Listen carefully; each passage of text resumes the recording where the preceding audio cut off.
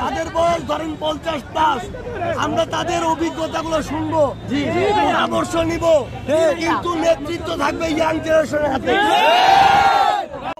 দুর্গ হিসাবে গড়ে তুলতে হবে।